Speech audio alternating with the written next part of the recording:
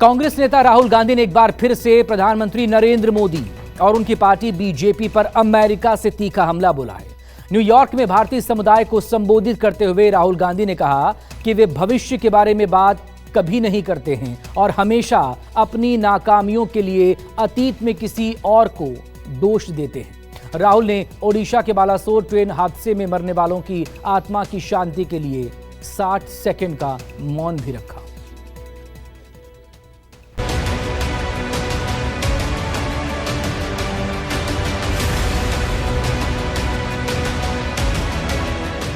BJP and the RSS are incapable of looking at the future.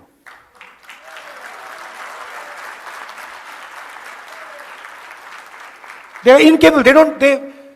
उनसे आप कुछ भी पूछो वो पीछे की ओर देखते हैं। उनसे पूछो भैया ट्रेन एक्सीडेंट क्यों हुआ, कहेंगे भैया वो देखो कांग्रेस ने 50 साल पहले ये किया। निगाहें आरएसएस और बीजेपी पर रहीं, निशाने पर फिर पीएम मोदी आए। अमेरिका में भारतीय समुदाय से रूबरू राहुल गांधी पीएम मोदी को पीछे देखने वाला ड्राइवर बता गए। कार हादसों का उदाहरण देकर दिल की बात कह गए। टेक्स्ट बुक्स में से आपने पीरियोडिक टेबल एवोल्यूशन क्यों निकाल दिया, भैया कांग्रेस पार्टी ने 60 साल पहले यह किया। It is immediate, there immediate response, भैया पीछे देखो। Now you think about it, all of you came here by car, using your cars. Imagine if the only thing you did was look in the rear view mirror. If 24 घंटा when you were driving the car, you looked at the rear view mirror, could you drive your car? You'd be having one accident after the other. The passenger would be saying, भैया क्या कर रहे हो, मरवा दिया आपने। PM Modi को new India नाम की कार का ड्राइवर करार देते हुए राहुल ओडिशा के रेल हादसे तक पहुंच गए। रेल मंत्री से सीधा इस्तीफा मांगने की बजाय राहुल गांधी कांग्रेसी रेल मंत्रियों का उदाहरण देकर मौजूदा सरकार को शर्मिंदा कर गए। Narendra Modi ji, he is trying to drive the car, the Indian car, and he only looks in the rear view mirror, and then he does not understand why this car is crashing, not moving forward. And it's the same idea with the BJP, with the RSS, all of them. You listen to them. You listen to their ministers. You listen to the Prime Minister. You will never find them talking about the future. They will only talk about the past. And they will always blame somebody else for the past. So, I remember a train accident when the Congress party was in power.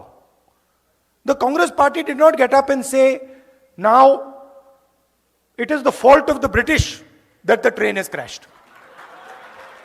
No, the Congress minister, I remember, said, it is my responsibility the train has crashed, I am resigning. Rahul Gandhi ने आरोप लगाया कि देश की मौजूदा सरकार हकीकत से आंख चुरा रही है, मुश्किलों का हल ढूंढने की बजाय बहाने बना रही है। So this is the problem that we have back home. That we make excuses and we are not accepting the reality we are faced with.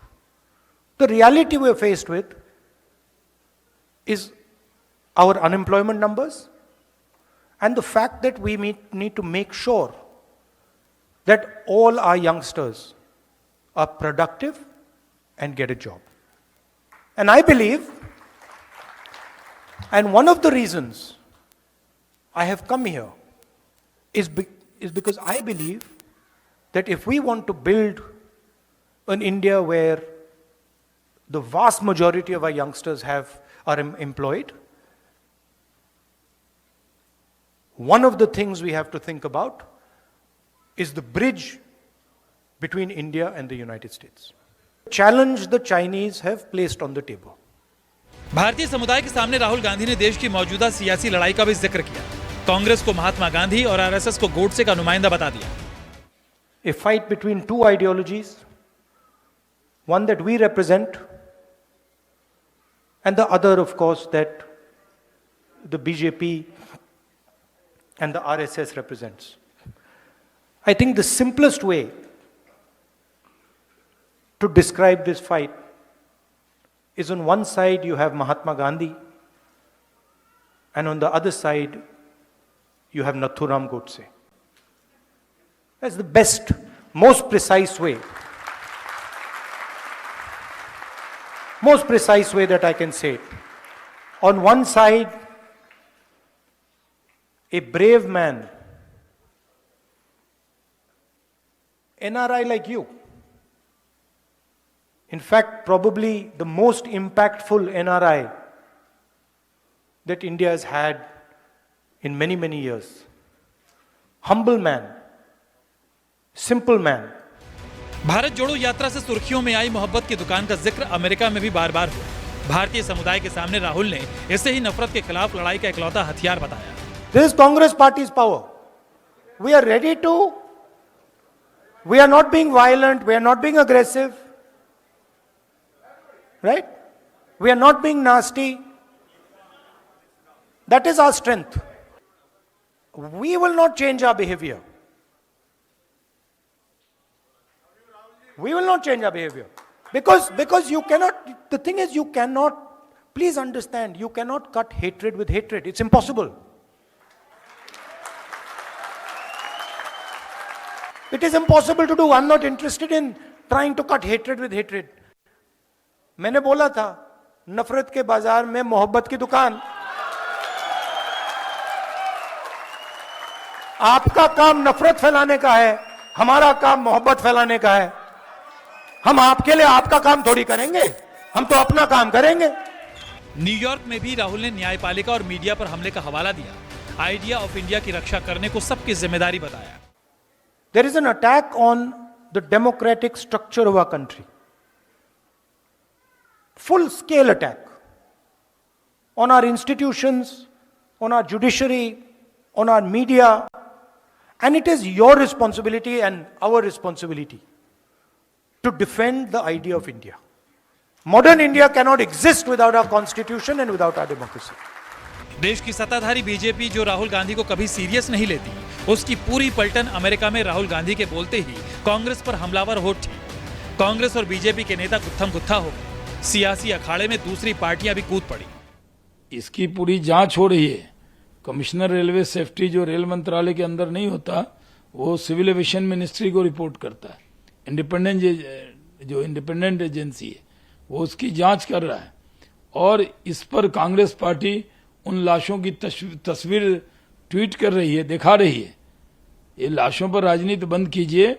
जिस तरह से वहाँ बुद्धिजीवियों ने, पत्रकारों ने उनसे इंटरैक्ट किया है, उनके साथ बातचीत की है, इन तमाम चीज़ों से पूरा कहा जाए कि मोदी मंत्रालय, मोदी सरकार घबराई हुई है। एक तरफ तो ये कहते हैं कि उनकी बात कोई सुनने को तैयार नहीं है। तो जब सुनने को तैयार नहीं है तो फिर आप परेशान क्यों हैं? और उन्होंने कोई ऐसी बात नहीं कही। जो बातें उन्होंने कही हैं वो सब पहले से लोगों के सार्वजनिक है, वो कोई छुपा हुआ नहीं है। कि वो उनके इतिहास को याद दिलाते हैं तो उनके दिल में ठेस तो लगनी है, स्वाभाविक है, क्योंकि हम इतिहास से सीखते हैं और इतिहास से ही आगे बढ़ा जाता है। इतिहास में हमसे क्या गलतियां हुई है और किसने गलतियां की है, और वो अच्छी तरह से जानते हैं कि जब किसी को सच्चाई पता चलता है तो उनके दिल पर तो ठेस लगेगी। निश्चित रूप से राहुल गांधी जी को लगी है इस ठेस तो।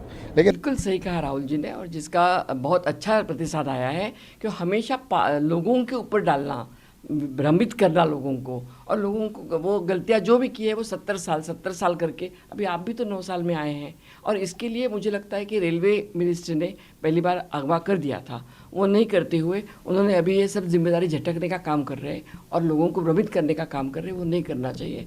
और राहुल जी जो बोल रहे हैं बिल्कुल सही है कि रेयर मिरर में देख के आप आगे गाड़ी नहीं चला सकते, वही काम प्रधानमंत्री जी कर रहे हैं। रविवार को भी राहुल गांधी ने ट्वीट के जरिए बालासोर ट्रेन हादसे को लेकर मोदी सरकार को निशाना बनाया था, ये कहते हुए कि प्रधानमंत्री को फौरन रेल मंत्री का इस्तीफा लेना चाहिए। Bureau report, news 24।